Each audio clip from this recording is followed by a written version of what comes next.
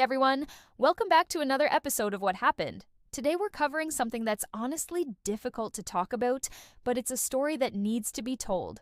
Over the past year, America has found itself in the middle of the most divisive immigration enforcement operation in decades, and it's literally tearing communities apart. I'm talking about ICE raids that have escalated from routine enforcement to something that's fundamentally changed how Americans view their own government. This isn't a story about politics or taking sides. This is about documented events, real people, and a situation that spiraled so far out of control that it's hard to recognize the America we thought we knew. What started as campaign promises about immigration enforcement has become a national crisis that's put American citizens, immigrants, and federal agents in impossible situations where nobody wins. But here's what makes this story so complex. Depending on who you ask, ICE agents are either heroes protecting national security, or they're an occupying force terrorizing innocent communities. The truth, as always, is probably somewhere in between. But the facts we're going to discuss today paint a picture of an agency that's been given unprecedented power and resources, with consequences that nobody could have predicted. Let me start by setting the scene, because to understand what happened, you need to know how we got here. When Donald Trump returned to office in January 2025, immigration was his top priority. Unlike his first presidency, where legal challenges and institutional resistance slowed down enforcement efforts, this time, the administration came prepared with a clear plan and massive resources. The numbers tell the story. Congress approved $170 billion for immigration enforcement in 2025, more than many countries' entire GDP. ICE's budget increased by over $400 million for detention, plus $300 million for enforcement. By year-end, ICE had arrested over 328,000 people and deported nearly 327,000. The controversy really began in late May 2025, when Deputy Chief of Staff Stephen Miller issued what insiders called the 3,000 Directive. ICE agents were ordered to arrest up to 3,000 immigrants per day, a more than four-fold increase from previous daily averages. To meet those numbers, agents began conducting raids in places that had previously been considered off-limits. Schools, hospitals, churches, courthouses. The traditional sensitive locations policy was rescinded. ICE agents started showing up at workplaces, Home Depot parking lots, restaurant kitchens, and even college campuses. The raids weren't just targeting dangerous criminals either. Data shows that over 75% of people arrested had no criminal conviction other than immigration or traffic violations. Los Angeles became the first major flashpoint in early June 2025. ICE agents conducted hundreds of raids across the city, often wearing face coverings and arriving in unmarked vehicles. What made it worse was how they operated. Agents frequently didn't identify themselves, wore mismatched tactical gear, and carried military-style weapons. To many residents, these weren't law enforcement officers. They looked like an occupying army. The situation in LA got so bad that the Trump administration deployed the California National Guard and 700 active-duty Marines over the objections of state and local officials. Think about that for a moment. Federal troops were deployed against American civilians in American cities because immigration enforcement had become so chaotic that it required military intervention. But the real turning point came with something nobody expected: ICE impersonators.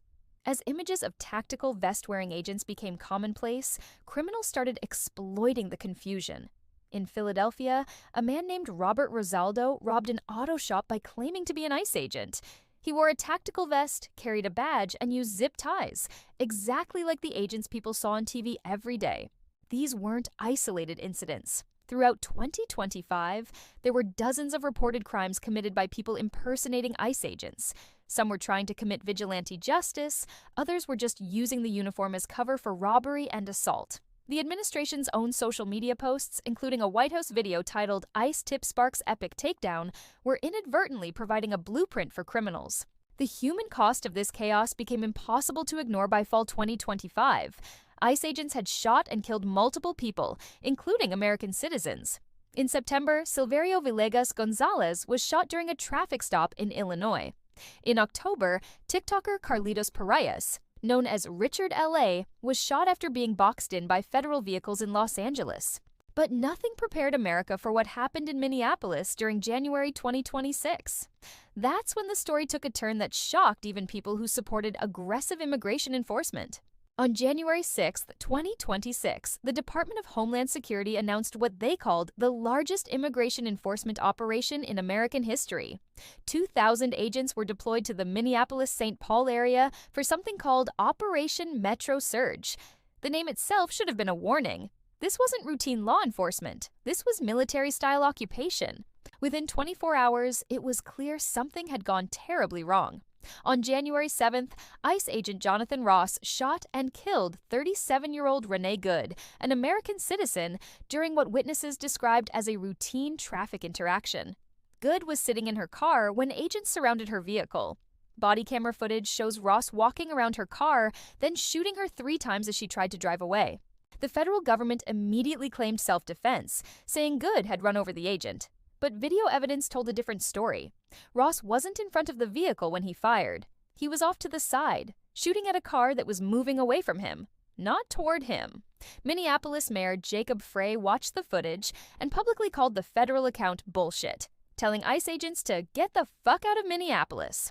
The killing of Renée Good should have been a wake-up call, but instead of de-escalating, the situation got worse.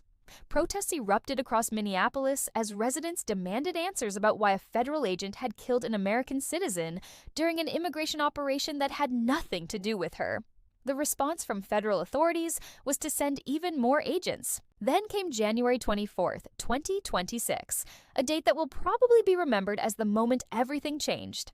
Alex Pretti, a 37-year-old ICU nurse who worked at the Minneapolis VA hospital, was filming federal agents during an immigration raid when he stepped in to help a woman who had been pushed to the ground by an agent. What happened next was captured on multiple cell phone videos that completely contradicted the official government account.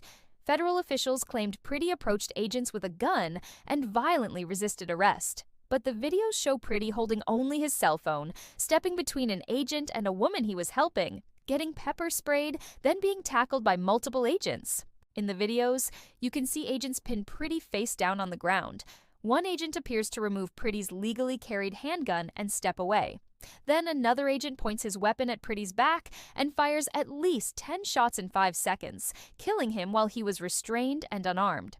The federal government's response was immediate and telling. Homeland Security Secretary Kristi Noem called Pretti a domestic terrorist who intended to massacre federal agents. Deputy Chief of Staff Stephen Miller described him as a would-be assassin. Defense Secretary Pete Hegseth, who was born in Minneapolis, tweeted, "Thank God for the patriots of ICE. We have your back 100%, and shame on the leadership of Minnesota and the lunatics in the street." But here's what made the Alex Pretti killing different from all the others. This time, the videos were so clear and the government's lies were so obvious that even supporters of aggressive immigration enforcement couldn't justify what had happened. Pretti was a federal employee himself, an ICU nurse at a VA hospital. He had no criminal record except traffic tickets. He was licensed to carry a firearm. He was documenting what he saw as illegal government activity, which is constitutionally protected behavior. The Minneapolis police chief, Brian O'Hara, pointed out something that should terrify every American. He said that Minneapolis police had recovered 900 guns and arrested hundreds of violent offenders in the previous year without shooting anyone, but federal agents had killed 2 American citizens in 3 weeks.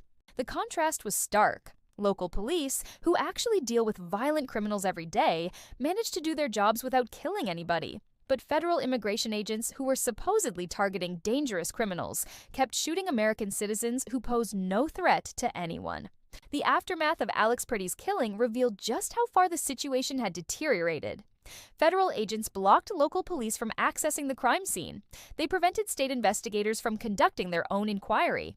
A federal judge had to issue a restraining order to prevent the destruction of evidence. The FBI reportedly took over investigations and immediately shut out local authorities. This wasn't just about immigration anymore. This was about federal agents operating with complete impunity in American cities, killing American citizens, and then covering up their actions by stonewalling local investigations. It was the kind of behavior you'd expect from an occupying army, not from law enforcement officers sworn to protect and serve. The public response was swift and dramatic. Protests erupted not just in Minneapolis, but in hundreds of cities across America. These weren't immigration activists or political protesters. These were ordinary Americans who recognized that something fundamental had changed in their country. When nurses and teachers and small business owners start taking to the streets in the middle of winter, you know the situation has reached a breaking point. Polling data shows just how quickly public opinion shifted. In March 2025, Trump's approval rating on immigration was split 50-50. By January 2026, 61% of Americans disapproved of how immigration enforcement was being handled. Even more telling, a Times poll found that 63% of Americans thought ICE had gone too far as an agency. But perhaps the most damning statistic came from an ACLU poll showing that 84% of Americans, including many Republicans, supported people's right to safely observe and document ICE activities. The government's own actions had turned immigration enforcement into a transparency and civil rights issue that transcended party lines. The international community took notice too. Human rights organizations began documenting systematic abuses by federal agents. Reports emerged of families separated without due process, people detained for weeks without access to lawyers, and American citizens arrested based solely on their appearance or accent. The United States, which had spent decades criticizing other countries for human rights violations, was now being criticized by those same international bodies. Business leaders spoke out as raids devastated local economies. Restaurants lost entire kitchen staffs, construction projects shut down, and agricultural regions reported crop losses. The administration's own economists admitted mass deportations would damage the economy, but operations continued. What made the situation even more surreal was the administration's response to criticism. Instead of addressing the legitimate concerns about excessive force and constitutional violations, they doubled down. The White House continued posting videos celebrating violent arrests. Stephen Miller increased the daily arrest quotas. Pete Hegseth publicly praised agents who had killed American citizens. It was as if the administration had decided that admitting any mistakes would be seen as weakness, so they chose to defend the indefensible rather than reform the system. This created a feedback loop where agents felt empowered to use increasingly aggressive tactics because they knew their superiors would support them no matter what. The legal challenges mounted quickly. The state of Minnesota, along with Minneapolis and St. Paul, filed lawsuits alleging systematic civil rights violations. The ACLU brought class action suits on behalf of American citizens who had been illegally detained. Even some Republican members of Congress began calling for investigations, though most remained silent or actively supported the agents. Congressional Democrats introduced impeachment articles against Homeland Security Secretary Kristi Noem, citing obstruction of oversight, due process violations, and abuse of power. While unlikely to pass the Republican House, the articles gained over 70 co-sponsors. The situation reached another inflection point when federal agents began targeting other federal employees. Alex Pretti worked for the VA, but reports emerged of ICE agents arresting postal workers, park rangers, and even military veterans based solely on their surnames or accents. When federal agencies started fighting with each other over the treatment of their own employees, it became clear that the system had completely broken down. State and local governments pushed back. Minnesota's Governor Tim Walz activated the National Guard to protect residents from federal agents. California refused cooperation. New York City provided legal representation for anyone detained. This created a constitutional crisis with federal agents operating in states where local governments considered them occupying forces. The economic impact was severe. GDP growth slowed, tourism dropped, international students chose other countries, and businesses relocated away from cities with heavy ICE presence. American citizens avoided certain neighborhoods, children missed school, and hospitals saw increases in stress-related illnesses among all immigrant communities, including citizens who feared being mistaken for undocumented immigrants. International implications were severe as allies questioned America's commitment to human rights and rule of law. The State Department struggled to criticize other countries while facing similar accusations from international observers. By January 2026, it was clear that something had to change. The killing of Alex Pretti had crystallized public opposition in a way that previous incidents hadn't. This wasn't just about immigration policy anymore. It was about whether America would remain a country governed by laws or become a place where federal agents could kill citizens with impunity. The protests following Pretti's death included military veterans, nurses, teachers, and business owners who had never considered themselves activists. They weren't protesting immigration policy. They were protesting the militarization of law enforcement and erosion of constitutional rights. What happened to ICE represents what occurs when law enforcement gets unlimited resources and minimal oversight. When American citizens are killed by federal agents conducting immigration operations, when nurses filming government activity are shot dead, when federal employees are detained based on appearance, that's not immigration enforcement, that's authoritarianism. The long-term consequences are still being measured. Public trust in federal law enforcement is severely damaged. Constitutional rights proved meaningless when federal agents chose to ignore them. The question now is whether America can find its way back from this precipice. That's what happened to ICE in America, an agency that became so focused on quotas and projecting strength that it forgot its mission was serving the American people. The consequences are still unfolding, but America emerged from this crisis fundamentally changed. The people who lost their lives, Renée Good, Alex Pretti, Silverio Villegas Gonzalez, and others, became symbols of what went wrong when government agencies prioritize politics over human rights and constitutional principles. Thanks for watching this difficult episode, everyone. I know this was heavy material, and I tried to present the facts as objectively as possible while respecting the real human cost of these events. The situation in Minneapolis and other cities is still developing, and there are ongoing investigations and legal challenges that may provide more answers in the coming months.